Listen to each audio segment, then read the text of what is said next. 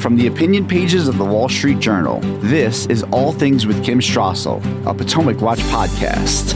Welcome to All Things with Kim Strassel, a Potomac Watch podcast. I am here this week at the Democratic National Convention in Chicago, and I had a chance earlier to catch up with Michigan Democrat and Congresswoman Debbie Dingell.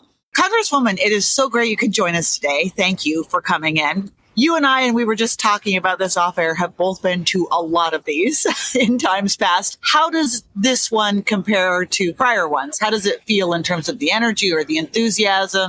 You know, every convention has a different feel, has a different momentum. We'll see actually how the week plays out. But clearly there's an energy here. The dynamics have obviously completely changed from a month ago where everybody thought they'd be coming in, they'd be depressed, acting like losers. We'd have our circular firing squad as Democrats were good to have sometimes. And there's an energy out there. There's no question. I think the speaker lineup tonight's going to be an emotional night, especially for people like me. I think a bittersweet one where everybody who will forget they ever said anything bad about Joe Biden, I think he needs to get his due. He's been an incredible, great president. He's gotten a lot of stuff done that nobody gives him credit for, and that'll be a great night. And how will Hillary feel? As you know, she looks back on 2016 again too, but then you'll get to know more about Tim and Gwen Waltz, who are great people. Everybody loves President Obama and Michelle Obama, and then cresting with Vice President, who hopefully will be our president next year. It's a big week. It is a big week. Let me ask, you're talking about the enthusiasm inside here. A lot of the headlines are about the outside of the convention area and a lot of activists and protesters. It's interesting. I have heard some other Democrats recently say, and first of all, we should all hope it stays peaceful. Can I ask, are you worried at all, though, that it won't remain that way? I am. I will be very frank. Anybody who knows me knows I've been raising that for a while. And I think I will be very blunt. Look, I come from an area that has people that are hurting on all sides. And I've got families that are related to hostages that have yet to be released. But I lived in Dearborn for almost 40 years. I don't represent that area now, but I know everybody. And I have other areas of my district. I have a man who lost 40 members of his family in Gaza. More than 40,000 civilians have lost their lives at this point. And I just hear story after story. So they're hurting and they want to be heard. If you talk to the uncommitted, they want to be heard. They want to be understood. And I know, by the way, the vice president got me at the Christmas party, got me in a corner and talked to me for 30 minutes. She really wanted to talk about that community. So I know that she cares. But I also know that there are outside forces. Some of the people have said to me that at the demonstration in Washington, which was horrific, following Netanyahu's speech to the joint session of Congress, that it was not an Arab American or Muslim that burnt the American flag, but a white person. And I know at town hall meetings that I have had, law enforcement knows that you can tell by the volume and the way that these people have been paid to come and disrupt. I think that's a real potential for not only here, but for the fall. And I hope people will be very careful before they take a paintbrush and blame people, that they know where this is coming from and who the roots are. I can go back to when, it was in the Wall Street Journal, quite frankly, that in Dearborn several months ago, someone said down with the USA. That was not a Dearbornite. I know who that person was and can then give you a picture of them in Ann Arbor trying to cause trouble. There are people trying to cause trouble. I can totally see that. I have noticed some Democrats, in fact, going so far as to say, although they're not a specific view, they're not suggesting it's outsiders, but I have heard more recently, in recent days, people saying, when people look at these protesters, they need to understand that this is a very small minority of our party. They don't really represent the majority of the Democratic Party. Is that the right way to refer to these groups that are out there, though? Because you just mentioned the uncommitted, quite a large Arab American community in Dearborn. I don't know if distancing is exactly the right way. Every community matters. Yeah. I listen to everybody. I go in and spend time. That's the one thing I will tell you. I get yelled at. I get screamed at sometimes. But you got to listen to everybody, and they do matter. Many Arab Americans, people of Muslim background, are doctors and scientists and engineers and teachers. They're members of our community, pharmacists.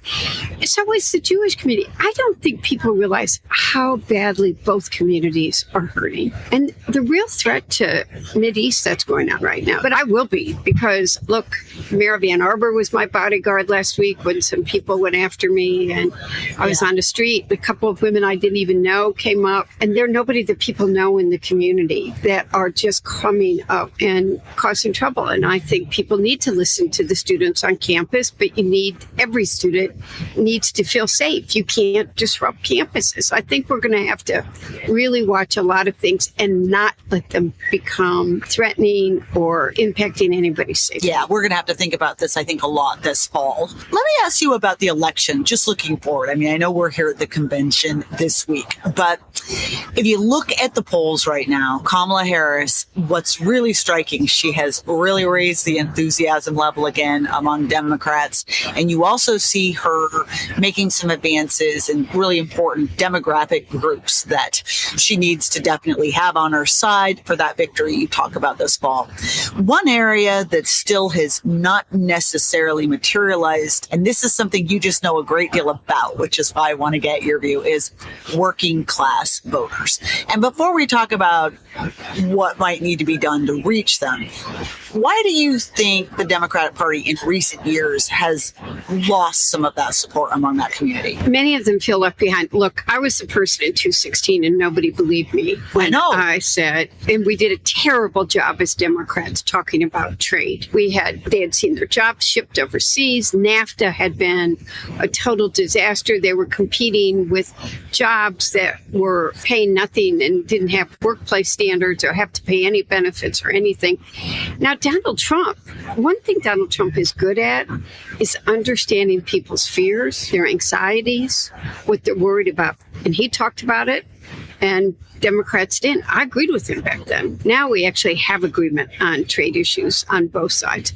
I think that Donald Trump is very effective at understanding some people's insecurities and is very good at, instead of helping bring people together, pitting them against each other. So, neither of us is old, but when you're younger than me, but we're seasoned. Yes. When I started out, I was the only woman, or there were very few women, and women felt, I hated it. And I've said this to women from the very beginning, that if someone succeeds, they won't. So therefore, you didn't have the old girls club like you had the old boys club helping people succeed. That's what we need to do. We need to help everybody's vote rise.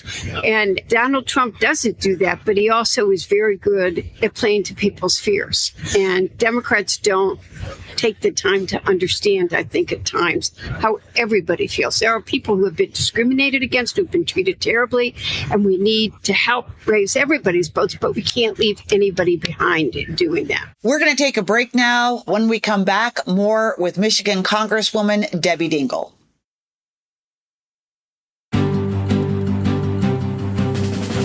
This is Kim Strassel. You're listening to All Things with Kim Strassel, and we are back with Debbie Dingell, Democrat from Michigan. As you alluded to, you were the canary in the coal mine in 2016, and you warned the Clinton campaign. You felt that they weren't spending enough time and devoting enough attention. I still remember this op-ed you wrote in the days after that election, talking about how you'd taken Bill Clinton to a grocery store, but he hadn't gone to a union hall. He hadn't gone. How do you feel the Harris-Walz campaign is treating Midwest and Michigan this time around? I think they clearly take it very seriously. The vice president and the governor, who I've known forever, came to Michigan last week. They made a point of going to Local 900, which is where the strike started.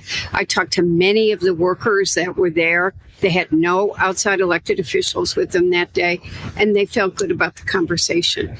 But, I've been in the last couple of weeks, I've been with a lot of different unions, and they all will admit we got to get into our halls. We got to talk to people. What's amazing to me is how the Teamsters, I had grown men who are wonderful. I love these guys, who were in my arms crying because they had lost their pensions. And Joe Biden restored those pensions. And the national Teamsters don't remind these members of the Teamsters they got their pensions back because of the leadership of Joe Biden and some of the rest of us. But Joe fine and made sure that got in the bipartisan infrastructure bill and the IRA. A lot of members don't know what has actually been passed and how they've been impacted. I say to you, as Democrats, we've done a terrible job of talking about both bipartisan infrastructure law and the IRA. Sometimes I think Republicans do a better job of taking credit for those bills they voted against than Democrats do. And because the money comes in from the federal government to state and local municipalities, the governors and the local government leaders are very good at taking credit for that money and not giving credit to where it deserves. Let me put this a different way. We're talking about messaging here, but let me ask you about policy for a question, just for a second. I'm a car girl, which is, And I am too. We're both car girls. We're car girls. I grew up, my dad's an auto mechanic. I restored an old car. I love vehicles. And obviously you have a huge auto and manufacturing presence in your district. So you know a lot about I worked for General Motors for more than There 30 you go. years. That's right. You're a car girl too. A gas-powered engine has 2,000 parts in its powertrain. A Tesla has 17. And we have a climate agenda that's being pushed by this administration at the moment that I've seen some estimates that if you put this through, Michigan could lose up to 25,000 jobs, by the way. And that's even with the transition and everything like this. And we're already seeing jobs being lost. Look at Stellantis, it laid off workers. And of course, by the other way too, there's this potential that, let's say you do transition, it doesn't necessarily mean GM or Ford gets those car sales. Tesla's doing pretty good and it's non-unionized at the moment. So what is the message to, a lot of union workers are more like, it's not whether or not you're talking to us, policies are not good for us. So I want to start with a lot of this. First of all, we're competing in a global marketplace. You and I both remember, I was a kid, but in the 70s, when the domestic auto industry wasn't ready for small car production, and the domestic auto manufacturers lost a decade because they weren't ready. The world is going towards EVs. Global climate is real. Now, there are new jobs that are being created. One of the reasons EVs aren't popular right now is because we haven't built out the EV infrastructure. We don't have chargers so that people have confidence. Building out that EV structure and maintaining it, upgrading the power grid, we have to make sure we've got a workforce that is being trained with the skills for the newer jobs. But there are new jobs as long as we are preparing the workforce for the new jobs, as well as making sure we stay competitive in the United States. And I'm very worried, by the way. I'm very worried about where we're going to see these battery plants go. I'm still worried about trade. China was 100% supportive, and both, I might point out, Trump and Biden support the tariff on electric vehicles from China. We're letting China come in here and steal intellectual property. We're not allowed to test our autonomous vehicles in China, but they're allowed on our roads to test. Think of the data that they're gathering. To be competitive, we have to keep moving forward, and we've got to create the jobs of the future and make sure we're prepared to keep those jobs here and not send them to other countries. What about people like me that never want to drive an EV, ever? Look, I don't have an EV right now. And you know, I know I'm supposed to, and I'm telling everyone, we do need to go to it. I don't have confidence I can get it charged. And people want the performance. But look, I was the one that said to Joe Biden, this is a true story. I said, you want to convince people EVs still have drive, they still have performance, come out to Dearborn when they unveil the F-150. Because when people see a pickup truck that runs an EV and still has the performance and the capability to do it, then it's a real vehicle. Well, we could argue it. It doesn't have the performance. I have a diesel pickup truck where I live, and that EV that Ford makes is not going to pull my boat behind it. It's just not. Well, it's pulling some people's boats. We got to keep working it. We got to keep working it to make it get there, though. That's called continuous improvement, a well-known word in the auto industry, Kim. It is. I know. Efficiency. We're going to take one more break. When we come back, a bit more with Michigan Democrat Debbie Dingell. From the opinion pages of the Wall Street Journal, this is All Things with Kim Strassel, a Potomac Watch podcast. Welcome back. This is All Things with Kim Strassel, and I am here right now with Debbie Dingell. What have you been thinking about Kamala Harris's agenda that she has unveiled so far? She came out with a bunch of proposals, child tax credit, etc. Which Donald Trump agrees with, too. I think it's the first time in American history we have the Democrat and Republican. And no taxes on tips. And no taxes on tips. I have to remember this. And we're not old. We're seasoned. And I don't remember this. I mean, one of the things that I think is a real problem, I was with a group of seniors. And I do want to talk about something before we finish today, but we're talking about affordable housing. And you're hearing it wherever you go. The young people can't afford it, affordable housing. We just don't deal with it. And it is something that we've got to deal with. And I think she connected with people on that. I go to Kroger every Sunday morning to return my bottles. I should be embarrassed by how many I have to.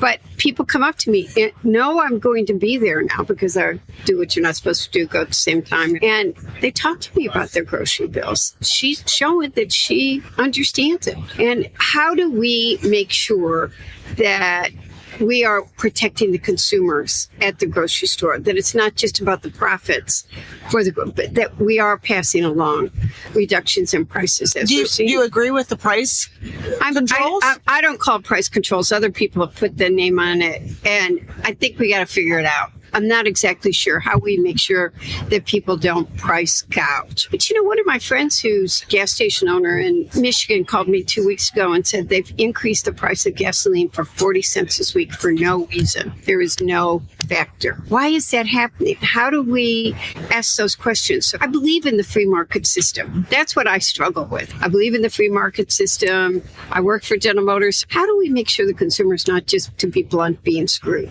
And we do need to worry about bringing the costs down. Yeah. And how do we bring our supply chain back? The other thing that's really happened to our economy is COVID taught us this, that we've so offshored our supply chain that it became not only an economic security issue, but a national security issue. And how do we bring that back? And how do we compete effectively, competitively at a price consumers that can afford, but paying a decent wage? These are all real issues we got to and should be working together on in a bipartisan, nonpartisan way. Let me ask you, too, about Michigan in this election. You constantly remind your party, this is not a blue state. This is a purple state. And we have to be mindful of that. I've been looking at some polls, some showing Kamala Harris. She certainly seems to have some momentum in the state. But then again, I saw not long ago, just last week, a 5-way poll where Trump was ahead. I mean, it does seem to be close. What do you see happening there, It is a purple state. Yeah. I want to be clear. I'm not on a sugar high like everybody else is. I know we have a lot of work to do. We got to roll up our sleeves and we need to do it. And a month ago, we had a problem in Michigan before you ever got to the Mideast issue with young people, African Americans, and the union worker. The African American community was at first, I think, almost scared, supportive of Joe Biden, love him, but they feel like things happened in the right way and they're supportive of the vice president.